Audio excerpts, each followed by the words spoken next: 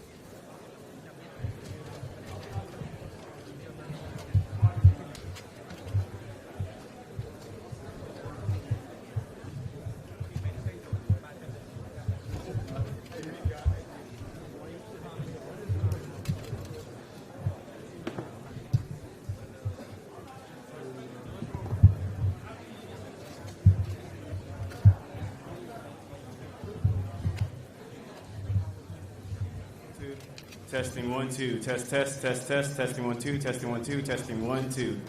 1 2 1 2. Test test. Are we good?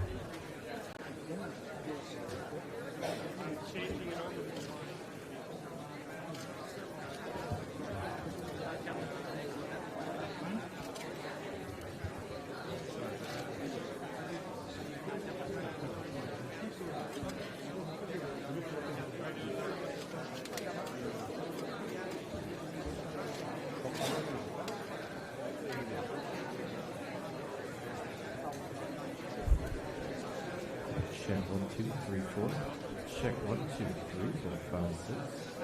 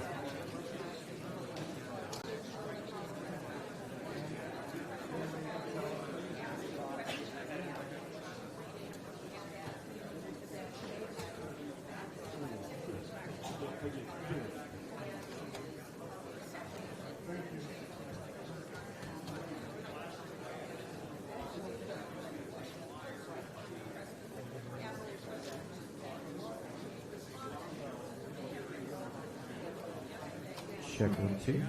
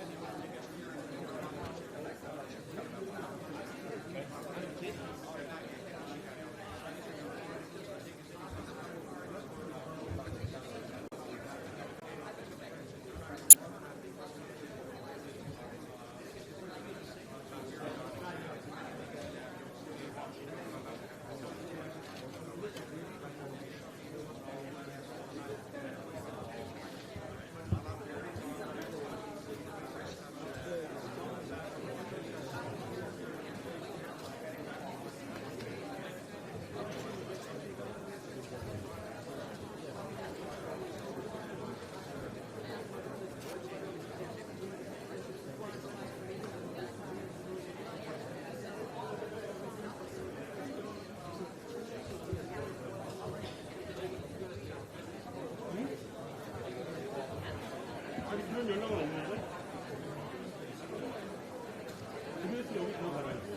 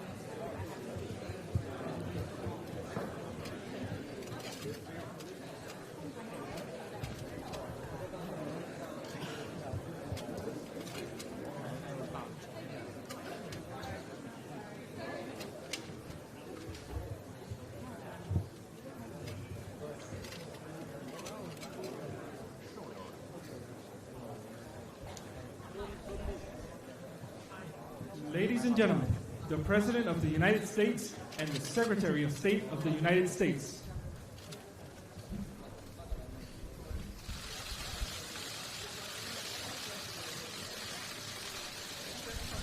Well, thank you very much. I want to begin by thanking the Prime Minister and President of Vietnam.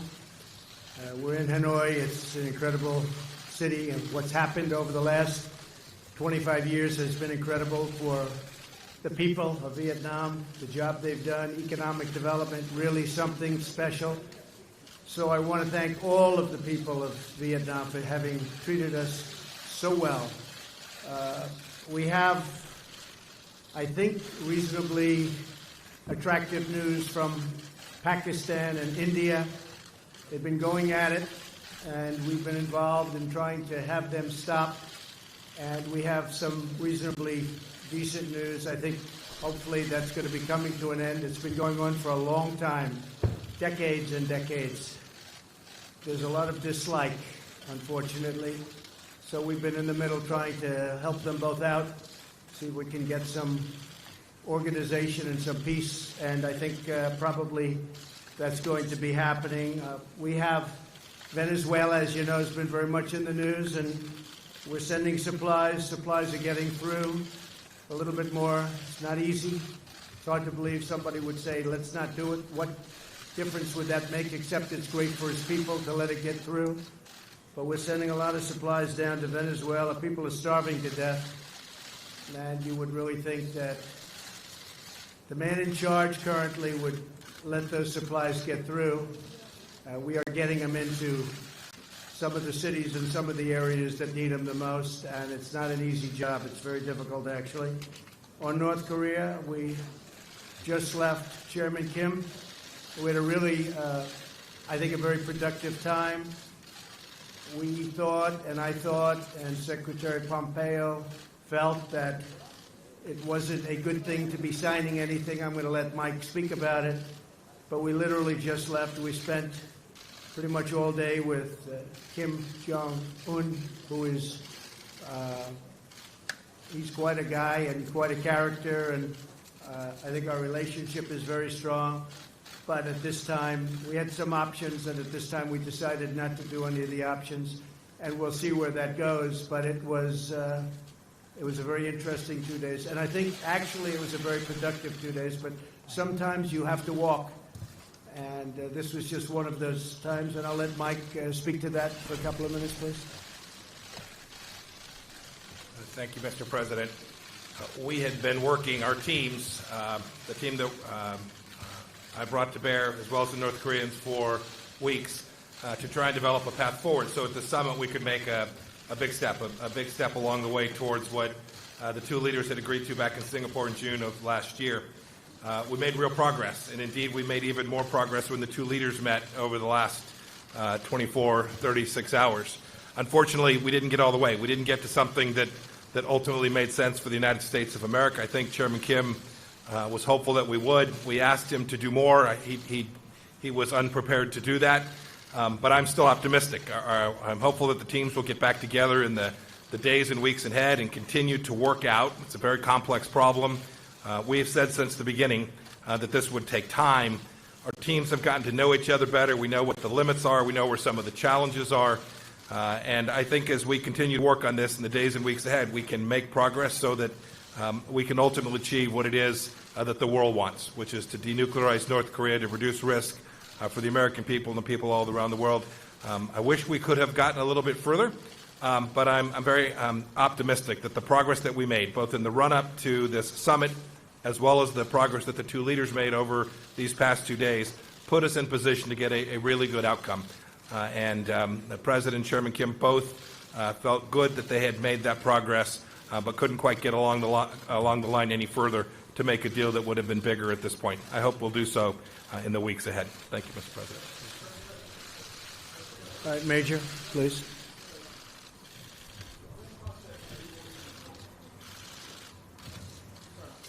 Has this process been more difficult than you thought? And was the North Korean demand for lifting of some sanctions the real sticking point here, in that you did not want to do that and they did? And will It there was be a about third- the sanctions. Will We there be a ba- third summit, Mr. President? Basically, they wanted the sanctions lifted in their entirety, and we couldn't do that. They were willing to denuke a large portion of the areas that we wanted, but we couldn't give up all of the sanctions for that. So we continue to work, and we'll see, but we had to walk away from that particular suggestion. We had to walk away from that. Will all the sanctions that are currently in existence remain, sir? They're in place. I was watching, as a lot of you folks over the weeks have said, we've given up. We haven't given up anything. And frankly, I think we'll end up being very good friends with Chairman Kim and with North Korea, and I think they have tremendous potential. I've been telling everybody they have tremendous potential, unbelievable potential. But we're going to see. But it was about sanctions. I mean, they wanted sanctions lifted, but they weren't willing to do an area that we wanted. They were willing to give us areas, but not the ones we wanted. John?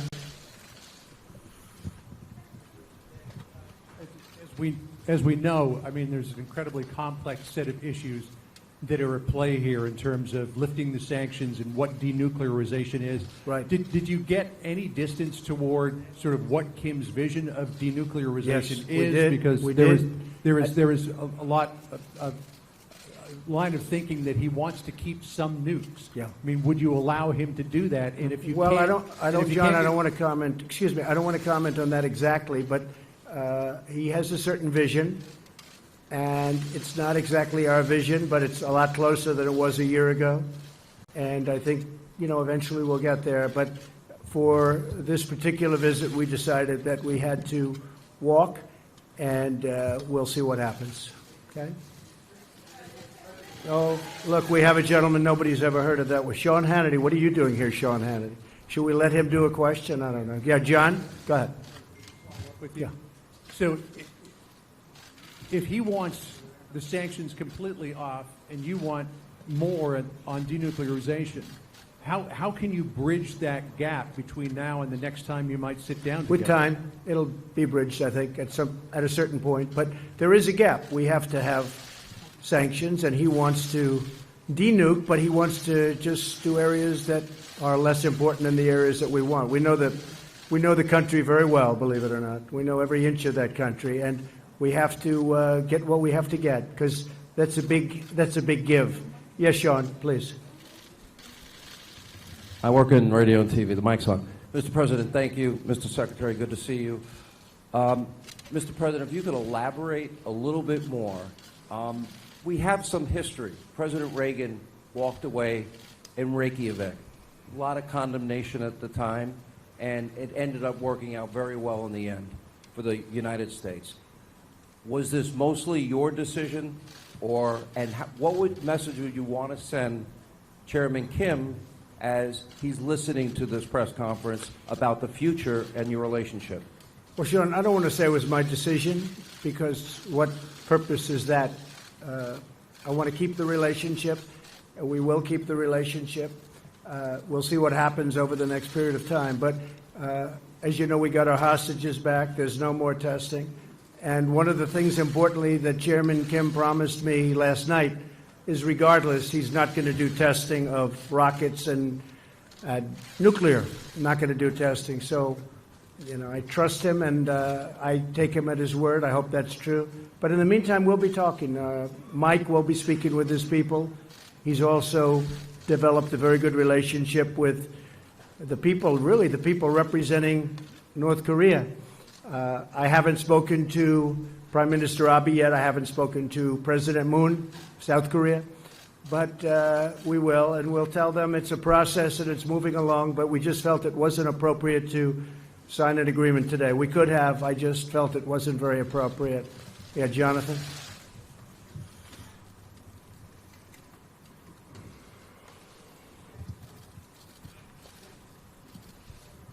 Thank you, Mr. President. Thank you. Two questions, if I may. First, did you learn anything new about Chairman Kim through this meeting? And secondly, of course, while this was going on, the drama back in Washington, your former lawyer, Michael Cohen, who worked for you for 10 years, his office right next to yours, right, Yeah. 5 years at Trump Tower, he called you a liar, a con man, a racist. What's your response to Michael Cohen? Well, it's incorrect. And, it's very interesting because I tried to watch as much as I could. I wasn't able to watch too much because I've been a little bit busy. But I think having a fake hearing like that and having it in the middle of this very important summit is really a terrible thing. They could have made it 2 days later or next week, and it would have been even better. They would have had more time.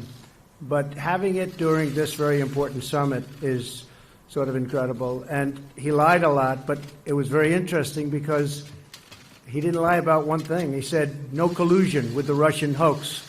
And I said, I wonder why he didn't just lie about that too, like he did about everything else. I mean, he lied about so many different things, and I was actually impressed that he didn't say, well, I think there was collusion for this reason or that. He didn't say that. He said no collusion. And I was, a little impressed by that, frankly. He could have gone all out. He only won about 95% instead of 100%. But the fact is there is no collusion, and I call it the witch hunt. This should never happen to another president. This is so bad for our country, so bad. You look at this whole hoax. I call it the Russian witch hunt. I now add the word hoax. It's a very, very bad thing for our country. But I was impressed with the fact that he, because the most important question up there was the one on collusion, and he said he saw no collusion. So we'll see what happens, but it was pretty shameful, I think. Yes, ma'am, please. President Trump. Go ahead. How about one of you instead of three? Well, actually, I do have the microphone, I guess so. Excuse me. Person in the front. Go ahead. No. Not you. Excuse me. Yeah, we'll get to you. Thank you. Thank you, President Trump. Jane Tan with CNN News and Guangdong Television. What was the atmosphere like when you walk away from the negotiation table? I think it was very good, very friendly. This wasn't a walk away like you get up and walk out. No, this was very friendly. We shook hands. There's a warmth that we have. Now, I hope that stays. I think it will. But we are, we're positioned to do something very special. This has been going on for many decades. This isn't me. This should have been solved during many presidential runs, and people talked about it. They never did anything. I get a kick out of so many people from past administrations telling me how to negotiate when they were there. In some cases, for 8 years, they did nothing. But I think the relationship was very warm, and when we walked away, it was a very friendly walk. Mike, you might want to speak to that for a second. No, I agree. I talked with my counterparts as well. Look, we hope we do more, but everyone's very focused on how we continue to build on this. We are certainly closer today than we were 36 hours ago, and we were closer then than we were a month or two before that. So real progress was made. I think everyone had hoped we could do just a little bit better, but the departure was with an agreement that we would continue to work on what has been an incredibly difficult problem.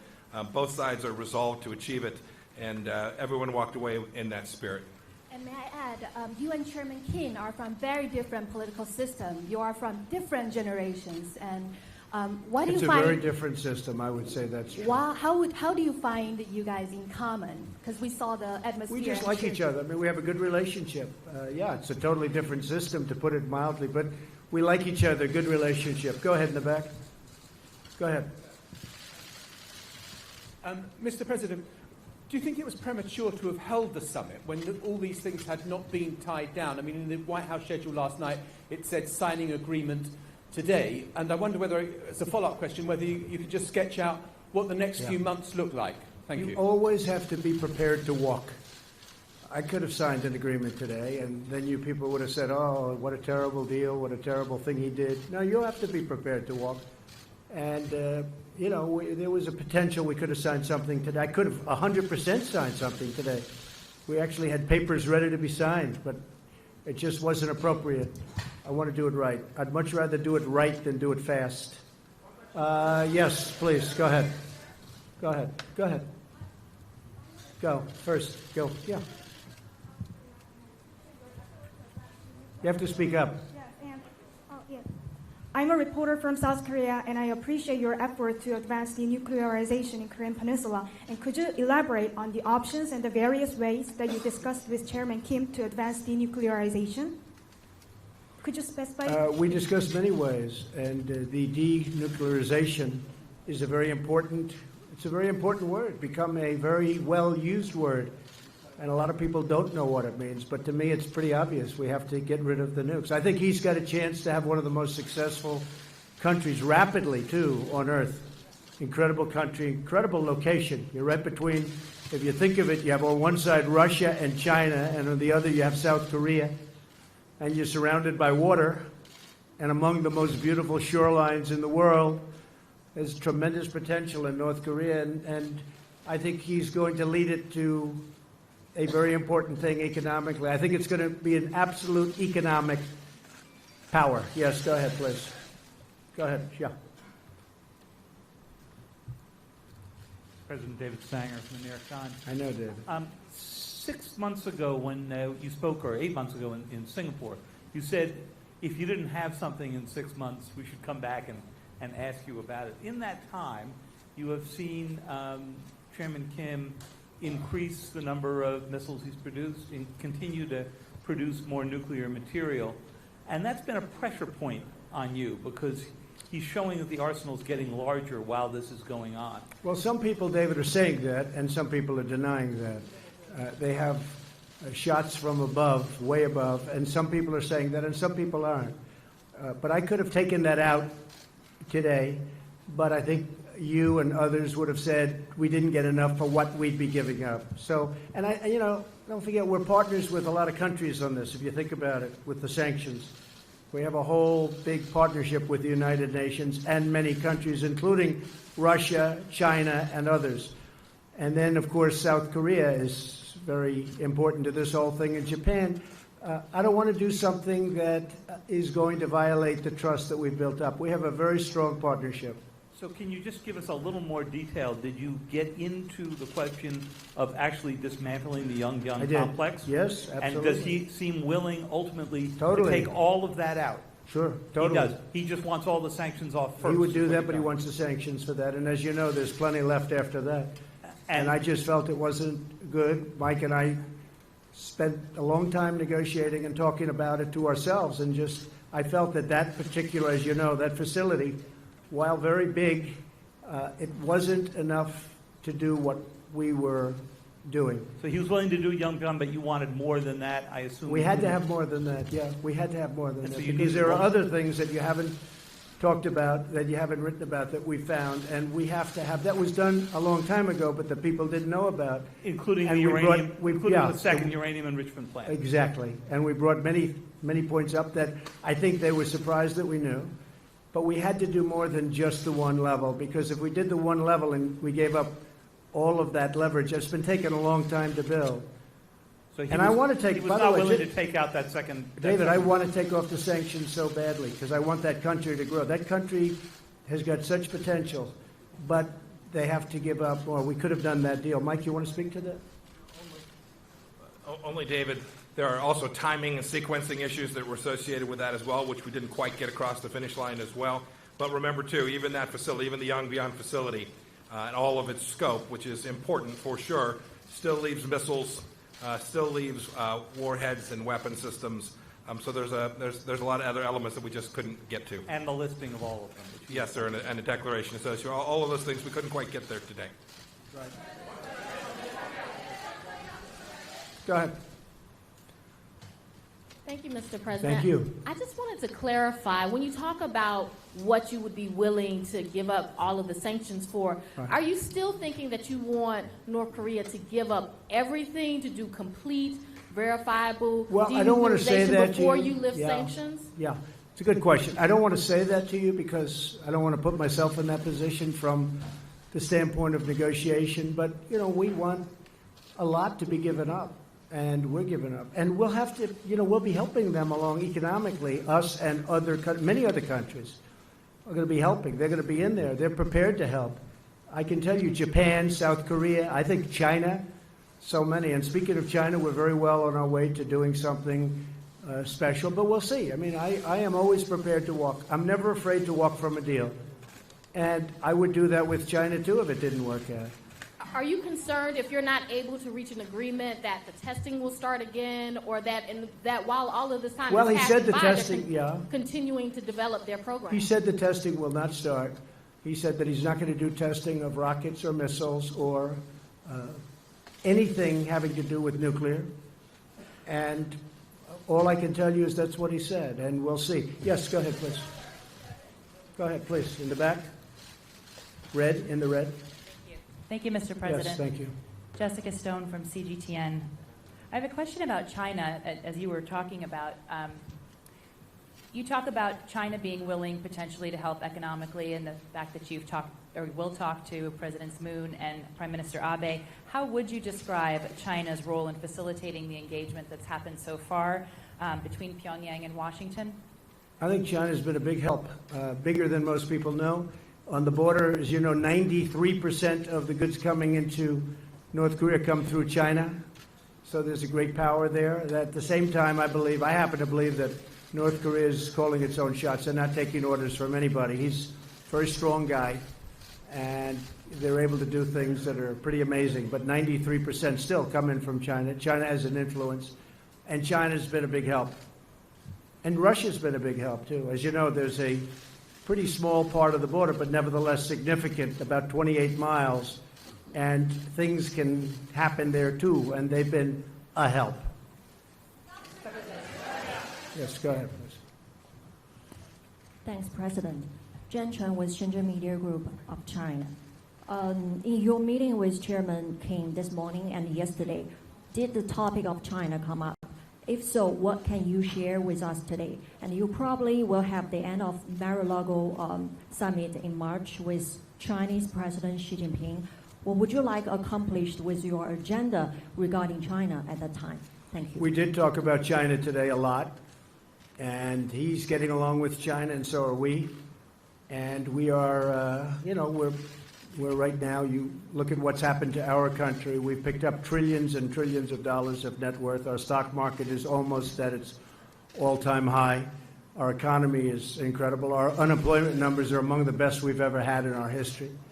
Individual groups like African American, women, you just take a look at any group, Hispanic, you saw that, just came out, the best in history, African American, best in history. So many different numbers are coming out so good. So we have the strongest economy, possibly that we've ever had. Fiat Chrysler just announced that they're going to spend $4.5 billion right next to Detroit in Michigan. They're building a tremendous plant. It's actually an expansion of another plant. It's going to double up their jobs and even more than that. A lot of great things are happening. And with China, they're having some difficulty, as you know. But I think that a lot of the difficulty is because of the tariffs that they're having.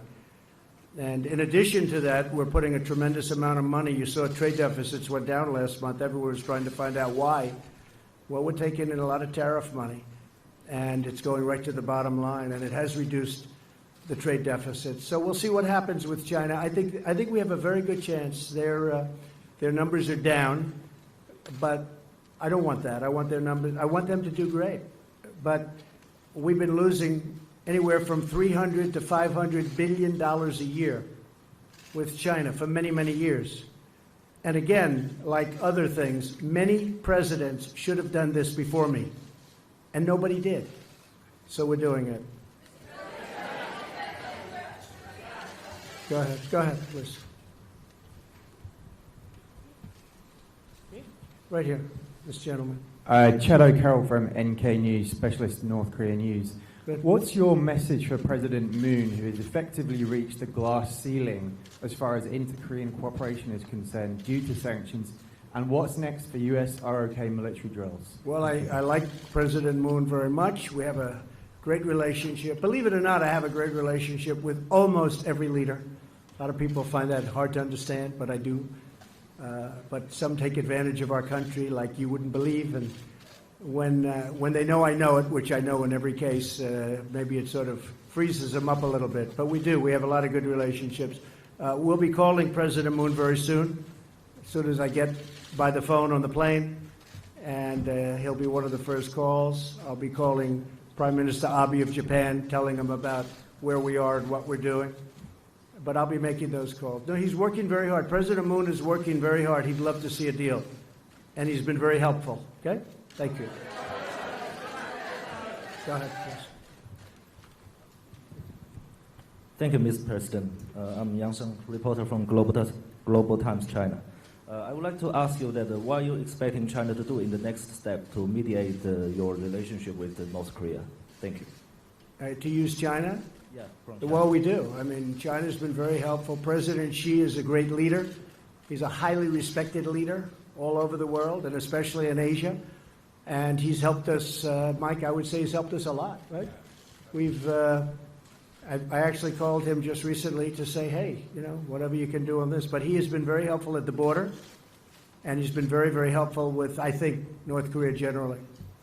Could he be a little more helpful? Probably. But he's been excellent.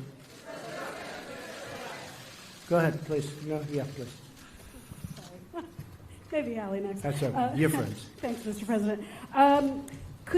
Did you commit with Chairman Kim to a next summit during No, your we term? haven't. No. Okay. We'll And see if it happens. It happens. I have not committed. they are at this point, some would say, a nuclear power. Do you accept North Korea as a nuclear armed state, at least for the time being? And are you thinking about reimposing the military exercises with South Korea, or will you keep in a freeze? Well, for you know, the freeze? military exercises, I gave that up quite a while ago because it costs us $100 million every time we do it. We fly these massive bombers in from Guam, and when I first started, a certain general said, oh, yes, sir, we fly them in from Guam. It's right next door. Well, right next door is 7 hours away. And then they come and they drop millions of dollars of bombs, and then they go back. But we would spend, we spent hundreds of millions of dollars of those exercises, and I hated to see it. I thought it was unfair. And frankly, I was sort of the opinion that South Korea should help us with that. You know, we're protecting South Korea. I think they should help us with that. So those exercises are very expensive. And I was telling the generals, I said, look, you know, exercising is fun and it's nice, and they play the war games. And I'm not saying it's not necessary, because at some levels it is, but at other levels it's not. But it's a very, very expensive thing. And, you know, we do have to think about that too. But when they spend hundreds of millions of dollars on those exercises, and we don't get reimbursed, we're spending a tremendous amount of money on many countries, protecting countries that are very rich, that can certainly afford to pay us, and then some. And those countries, by the way, and those countries know that it's not right, but nobody's ever asked them before, but I've asked them, and we're gaining a lot of money. We've picked up over $100 billion just in NATO over the last 2 years. $100 billion more has come in. And we're doing that with a lot of countries. You'll be seeing that a lot. Yes, sir, please. Yeah, 1 second, please. Yes, thank you, Mr. President. You have a personal relationship, and I believe Vice President Pence does, with the family of Otto Warmbier. I'm wondering, you've talked about this week's, about Kim Jong-un being my friend. You called him on Twitter. You said you have a great relationship. Have you in Singapore or here confronted Kim Jong-un about Otto Warmbier's death? I have. Asked him to take responsibility. Yeah. And what did he say to you? And why do you call him your friend? I have, and I have talked about it. And I really don't think it was in his interest at all. I know the Warmbier family very well. I think they're an incredible family. What happened is horrible. I really believe something very bad happened to him, and I don't think that the top leadership knew about it. And when they had to send him home, by the way, I got the prisoners back, I got the hostages back, and Otto was one of the hostages, but Otto came back in shape that was not even to be talked about. I thought it was horrible. Now, the others came back extremely healthy, but Otto came back in a condition that was just terrible. And I did speak about it, and I don't believe that he would have allowed that to happen. It just wasn't to his advantage to allow that to happen. Those prisons are rough. They're rough places, and bad things happened. But I really don't believe that he was, I don't believe he knew about it. Did he tell you that he did not, did Kim Jong-un tell you? He felt badly about it. I did speak to him. He felt very badly. He knew the case very well, but he knew it later. And, you know, you got a lot of people, a big country, a lot of people. And in those prisons and those camps, you have a lot of people. And some really bad things happened to Otto. some really, really bad things. Why are you on But the he call? tells me that he didn't know about it, and I will take him at his word. And- Yes, ma'am. Go ahead, please. Please go ahead in the back. No, in the back, behind you. Thank you. Mr. President, Schwarzman Valentina, Sputnik News Agency. Have you discussed the issue of possible inspections to North Korea nuclear sites during your negotiations? You're gonna have to speak a little louder. And Mm-hmm. where are you from? Where are you from?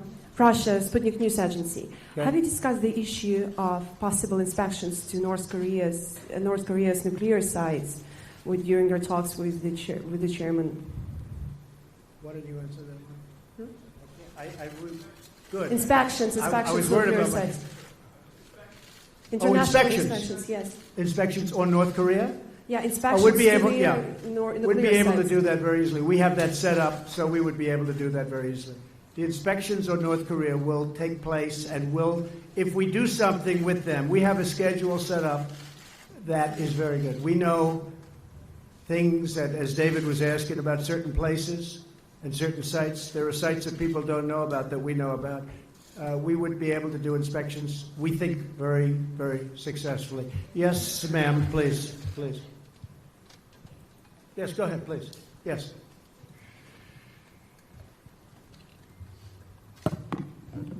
Thank you, Mr. President. A lot of people here, by the way. A big group of people. Yes. Go ahead. Khan News Israel, Mr. Good. President. Good. Following this engagement with North Korea, you're trying to bring peace to the Middle East. Right. The peace plan is about to be introduced in the near future, and as you have mentioned before... Well, we hope. We're working hard on the peace plan, and we hope it will. I believe you do, but as you mentioned before, it will require Israel to make compromises to the Palestinians. As far as you know, is Prime Minister Netanyahu willing to make these compromises, which are very much needed? And the second question, Mr. Netanyahu is about to be indicted today with corruption allegations. Do you wish to tell him something on this occasion? Well, I just think he's been a great prime minister, and I don't know about his difficulty, but you're telling me something that, people have been hearing about, but I don't know about that. I can say this, that he's done a great job as prime minister. He's tough, he's smart, he's strong. He is very defensive. His military has been built up a lot. They buy a lot of equipment from the United States, and they pay for it. Of course, we give them tremendous, as you know, subsidy also. $4 billion is a lot each year. But they've been very, very good. They've been incredible, actually, in many ways. But there is a chance for peace between Israel and the Palestinians. And, it's interesting. All my life, I've heard that the toughest of all deals, when they talk about tough deals, we all like deals, but the toughest of all deals would be peace between Israel and the Palestinians. They say it's like the impossible deal. I'd love to be able to produce it. We'll see what happens. We were paying the Palestinians a lot of money, and I ended that about 2 years ago because they weren't saying the right things. And I said, why would we pay somebody that's not saying nice things about us and not really wanting to go to the peace table? And they've been much better, and we'll see what happens. But I think we have actually a good shot at peace between Israel and the Palestinians. Yeah, go ahead, please, sir. Mr. President, I'm from China. My question is, do you still believe it is possible that the North Korea and U.S. relation could be like the U.S. and the Vietnam relation in the future? Do you have to go again? Do you still believe that it is possible the relation between U.S. and North Korea in the future could be like the relation between U.S. and Vietnam? Yeah, I think we're going to have, and we have very, very good relations. And by the way, speaking of, you mentioned Japan, we have a lot of good things happening with Japan. We have trade talks started. For years, Japan has been sending millions and millions of cars in, and as you know, it's not been a very fair situation for the United States. We're starting trade talks with Japan. They actually started about 3 months ago, and I think we'll have a very good deal for the United States. But that's been a very unfair situation. Prime Minister Abe understands that, and that's fine. Yes, sir, please, back there. Thank you, Mr. President. I'm Chin Yichang with Shanghai Media Group. Do you think the next meeting could be soon or might take some time? Well, I can't tell you. I mean, it might be soon, it might not be for a long time. I can't tell you. I would hope it would be soon, but it may not be for a long time. I could have done a deal today, but it would have been a deal that wouldn't have been a deal that it would have been something that I wouldn't have been happy about. Mike would not have been happy about. We had some pretty big options, but we just felt it wasn't appropriate, and we really want to do it right. Yes, in the back. Yes, ma'am, please. Debbie Edward, ITV News. At which point did it become clear to you that you wouldn't be getting a deal here in Hanoi? The language from yourself and Kim Jong-un was very positive last night and even this morning, and therefore was it a mistake to No, I think the language was good all throughout. The language has been good even now, but I don't go by language because we had probably the toughest language in the history of diplomacy, if you call it diplomacy, at the beginning, and yet we became very friendly. I don't believe there was any tougher language ever than that. But again, this was something that should have been handled by other presidents long before me, and long before they had the kind of power that they have. But it wasn't. It should have been done by many. I'm not just blaming the Obama administration, which, by the way, it did nothing, absolutely nothing on North Korea. It allowed things that happened and to happen that were very inappropriate. But I'm not blaming the Obama administration. I'm blaming many administrations. Something should have happened.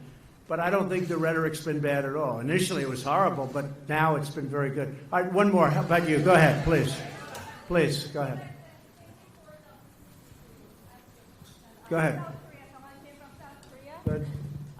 Channel 8, 동아일보, South Korean media outlet here. I'd like to ask you, you said that we do not particularly know when there will be North Korean leader will be willing to come to the table and take the actions that's been required.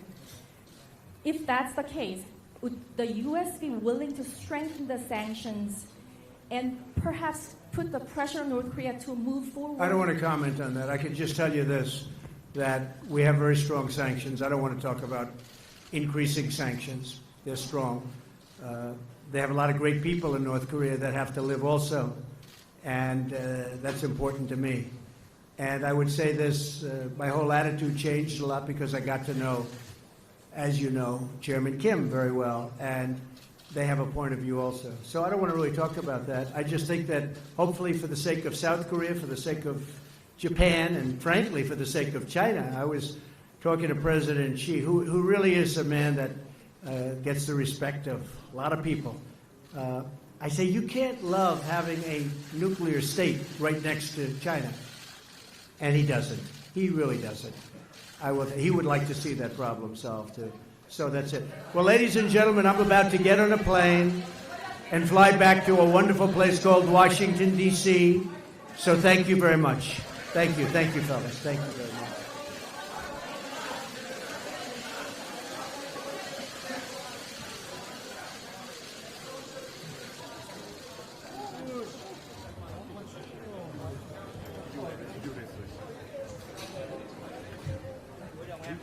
빨간